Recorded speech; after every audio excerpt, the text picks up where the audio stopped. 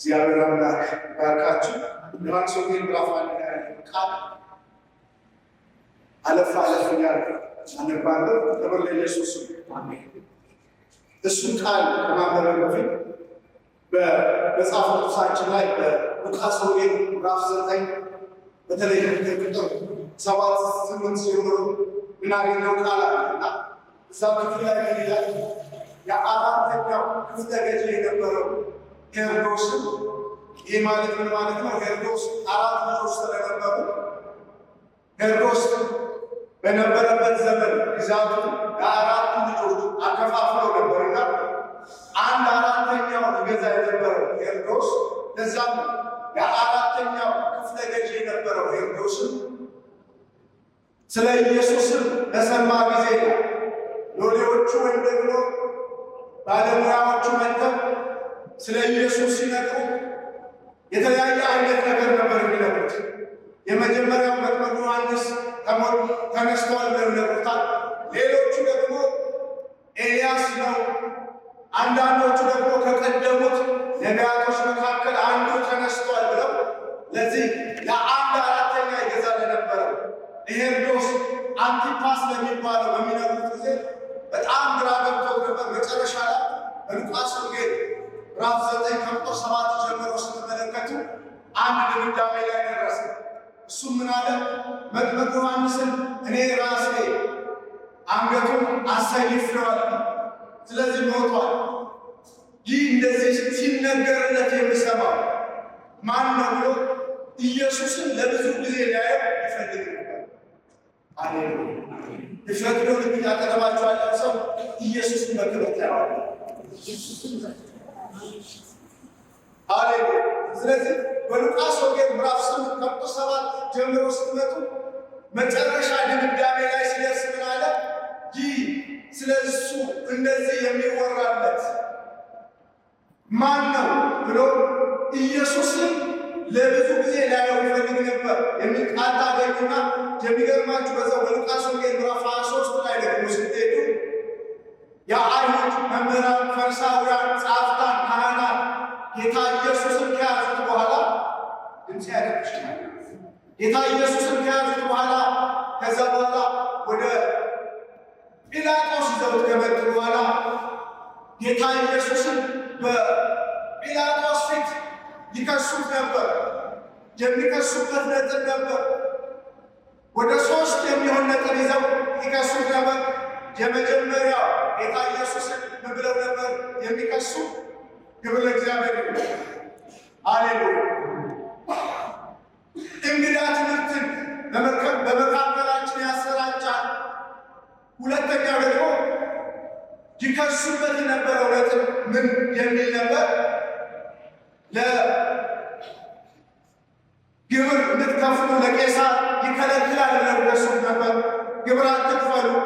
በሶስተኛ ላይ መሲሁ ነኝ ክርስቶስ ነኝ ይላል ብለው ነበር የሚከሱት። ስለዚህ እነዚህ የአይሁድ መምህራን ጌታ ኢየሱስን ከከሰሱበት ክስ ትክክለኛ የነበረው ክስ የመጨረሻው መሲሁ ነኝ ክርስቶስ ነኝ ይላል ብለው ነው። ስለዚህ ጲላጦስ ጌታ ኢየሱስን በደንብ አድርጎ ከመረመረ በኋላ ንጹሕ መሆኑን አረጋግጦ ሊፈታው ወዶ ነበር።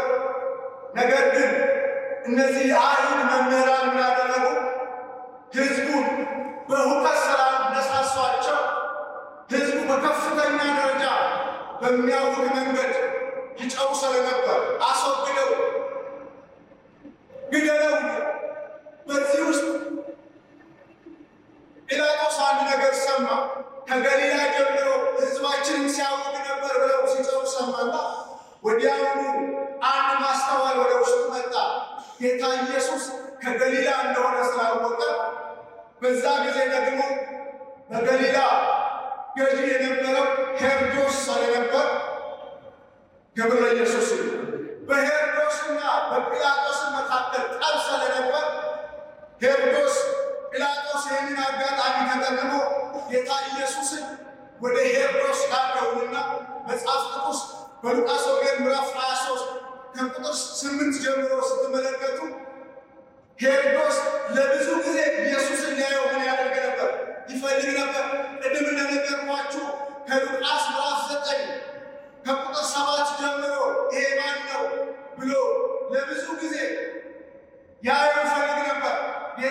ኢየሱስን የሚያይበት ጊዜ ስለደረሰ በሉቃስ ምዕራፍ 23 ቁጥር 8 አካባቢ ስትሄዱ ጲላጦስም ኢየሱስን ባየው ጊዜ ደስ አለው የሚል ቃል ታገኛላችሁ። ዛሬ በጌታ በኢየሱስ እግዚአብሔር በሰጣችሁ ቀን እግዚአብሔር በሰጣችሁ ዕድሜ ዛሬ በኢየሱስ እንባርካችሁ። ጌታ ኢየሱስ ሕይወታችሁ ላይ ይገለጥ። ሃሌሉያ። እዚህ ላይ በዮሐንስ ወንጌል ምዕራፍ 20 ላይ በሳምንቱ የመጀመሪያ ቀን ማለዳ ጎህ ሳይቀድ መግደላዊት ማርያም ምን ታደርግ ነበር? ወደ መቃብሩ ስፍራ ትሄድ ነበር። ሌሎቹ የወንጌል መጽሐፍ ላይ ስትሄዱ ሉቃስ ጋር ስትሄዱ ማቴዎስ ጋር መግደላዊት ማርያም ብቻ ሳይሆን ሶሎሜን ሌላይቱን ማርያምን ነው የሚጨምረው። ዮሐንስ ወንጌል ምዕራፍ 20 ላይ ግን መግደላዊት ማርያምን በማለዳ ጎህ ሳይቀድ ወደ መቃብሩ ስፍራ ምን ታደርግ ነበር? ትሄድ ነበር። መቃብሩ ስፍራ የምትሄደው መቃብር ፈልጋ አይደለም። ክብር ለኢየሱስ። ወደ መቃብሩ ስፍራ የምትሄደው ባለውለታዋን ኢየሱስ ፈልጋ፣ ከሰባት አጋንንት ነፃ ያወጣትን ኢየሱስ ፈልጋ። ክብር ለኢየሱስ።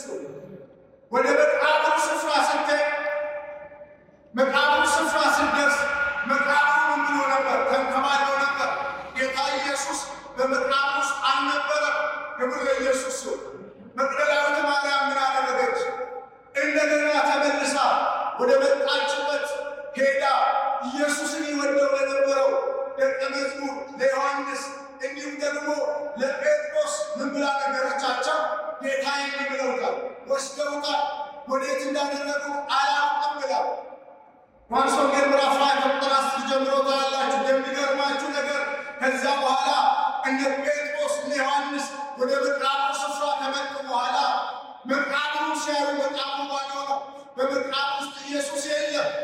ክብር ለኢየሱስ። ምን አደረጉ? ተመልሰው ወደ መጡበት ሲሄዱ መግደላዊት ማርያም ግን መቃብሩ ስፍራ ላይ ሆና ኢየሱስን ባጣችበት ስፍራ ቆማ ምን ታደርግ ነበር? ታለቅስ ነበር። ክብር ለኢየሱስ። እኔ ጋር ናቸው አይደል? መቃብሩ ስፍራ ሆና ወደ መቃብር የመጣችው መቃብር ፈልጋ አይደለም። ክብር ለኢየሱስ።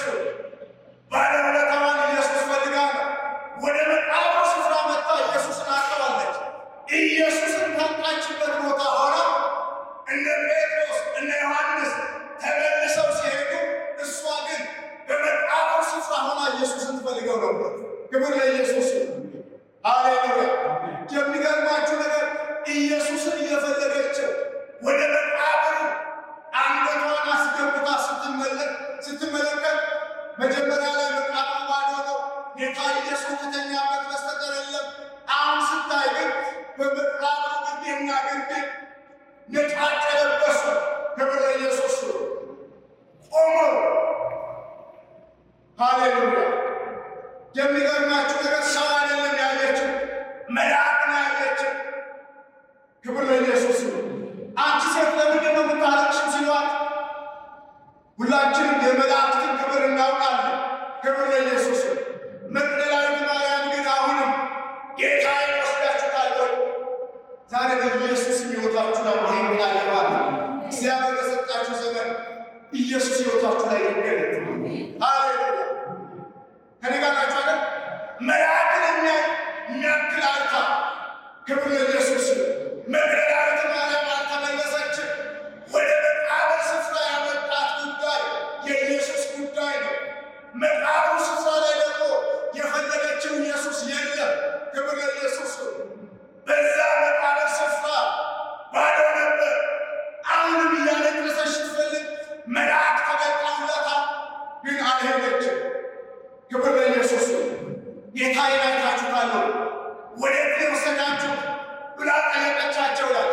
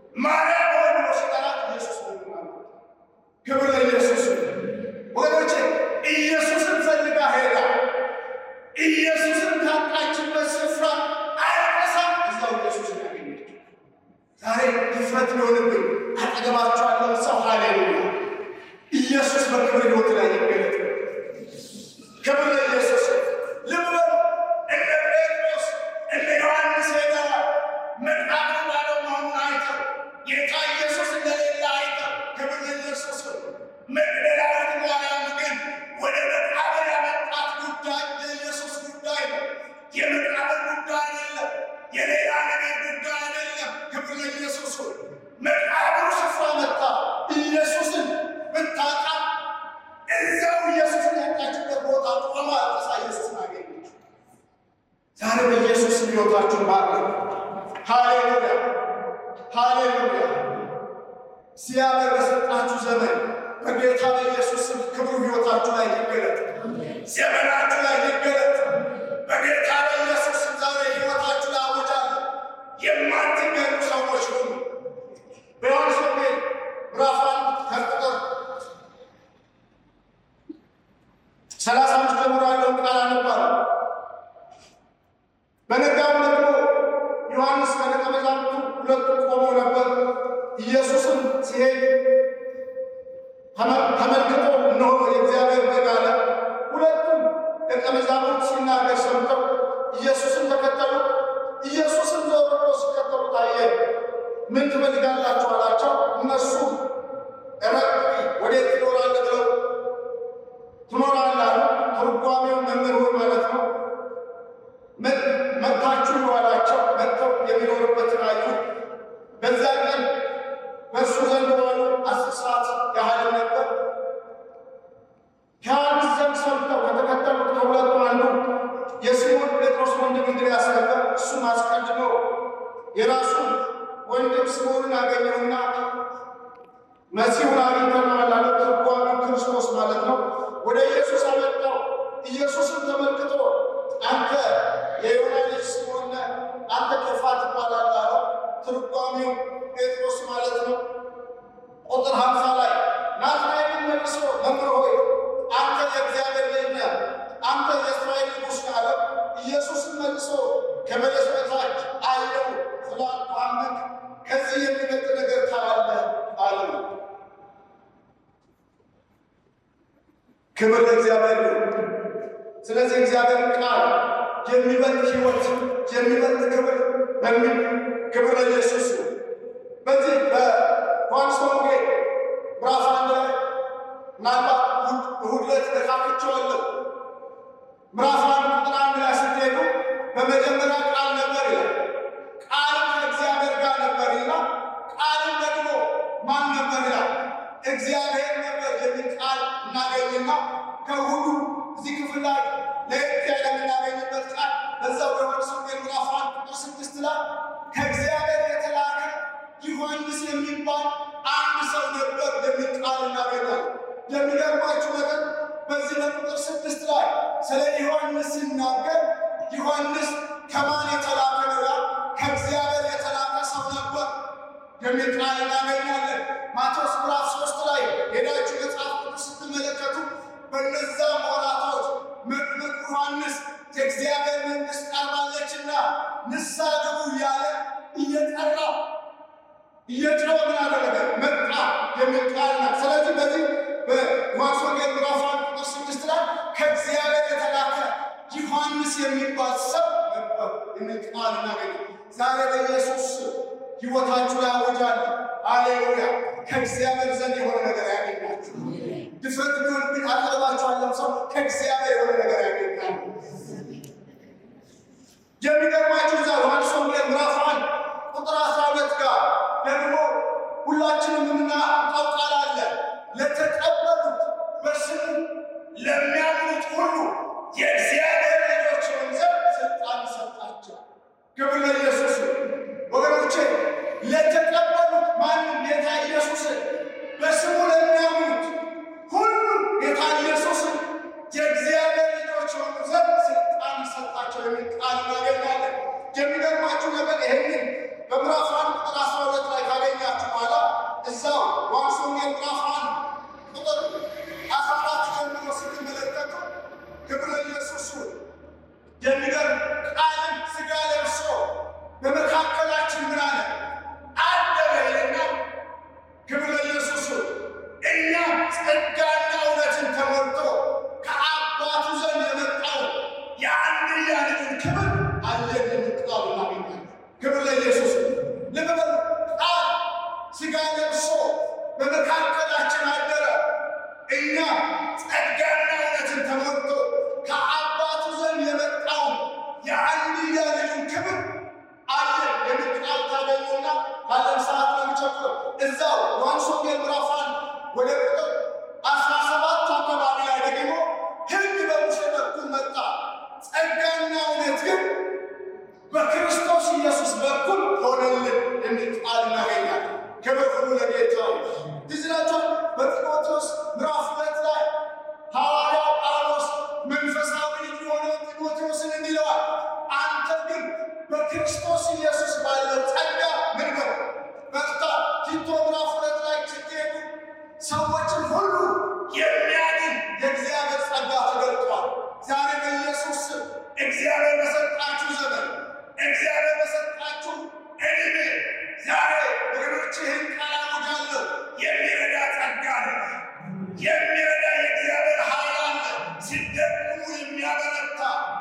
ክብር ለኢየሱስ ነው።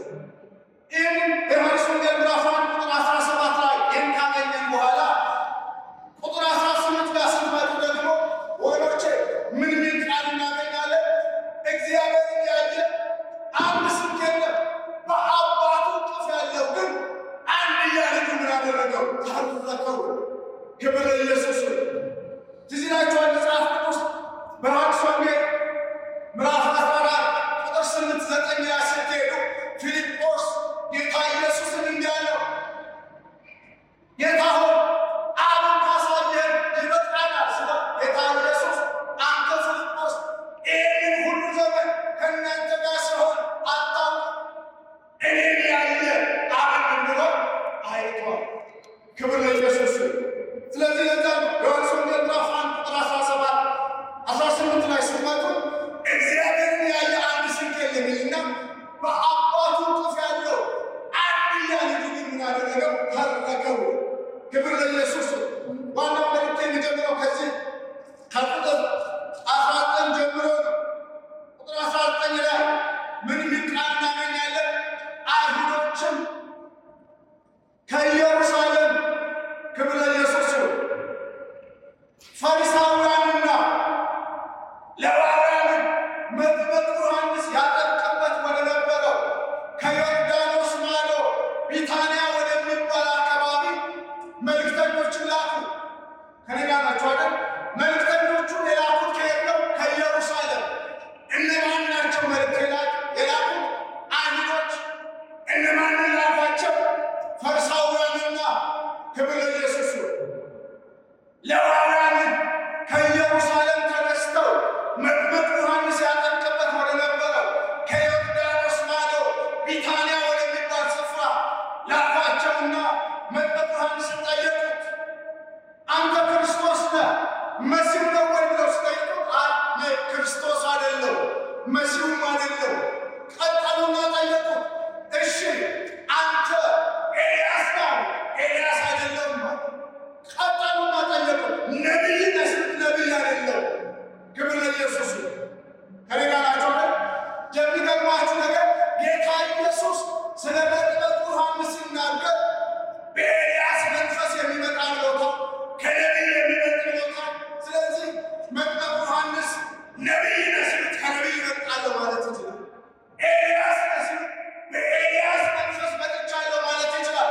መጥምቁ ዮሐንስ ግን ነቢይም አይደለሁም፣ ኤልያስም አይደለሁም፣ መሲሁም አይደለሁም፣ ከመመስከር ወደ ኋላ አልልም እና የላኩን ሰዎች ስለ ራስህ ምን ብለህ ትነግረናለህ ሲሉ እኔ በምድረ በዳ በምጮህ ድምፅ ዛሬ በኢየሱስ ሕይወታችሁ ላይ ይህን ቃል አውጃለሁ። ወገኖቼ እግዚአብሔር የተናገረባችሁ ነገር ዘመናችሁ ላይ ይሁን። ሃሌሉያ። ግድ የለም አሜን በሉ። ለምን ነቢይ ነኝ ማለት ይችላል። እንደውም ከነቢይ እበልጣለሁ። ጌታ ኢየሱስ መስክሮልኛል፣ በኤልያስ መንፈስ ነው የመጣሁት ማለት ይችላል። ክብር ለኢየሱስ። ወገኖቼ እሱ ሁለተኛ ጉዳይ ነው። ከነቢይ መብለጥ፣ በኤልያስ መንፈስ መምጣት። መጥምቁ ዮሐንስ ግን እንዲህ አላቸው፣ ዓላማዬን አታስቱኝም፣ የመጣሁበትን ግብ አታስቱኝም። ክብር ለኢየሱስ። የምኖርበትን አጀንዳ አታስቱኝም ብሎ እኔ በምድረ በዳ የምጮህ ድምፅ ዛሬ በኢየሱስ ሃሌሉያ ሕይወታችሁ ላይ አውጃለሁ።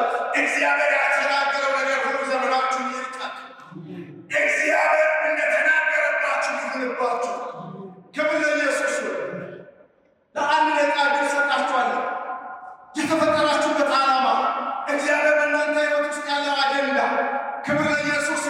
የምትኖሩለት ዓላማ ምንድን ነው? ወገኖቼ በሉ። ክብር ለኢየሱስ። እግዚአብሔር እንዳየላችሁ ሆነ። መጥምቁ ዮሐንስ እንዳለ እኔ ድምፅ ነኝ፣ በምድረ በዳ የምጮህ ድምፅ ነኝ። በኢሳይያስ ምዕራፍ 40 ቁጥር 3 ላይ የተነገረለትን ለእሱ የተባለውን ነገር ነገራቸው። በምድረ በዳ የምጮህ ድምፅ። ክብር ለኢየሱስ።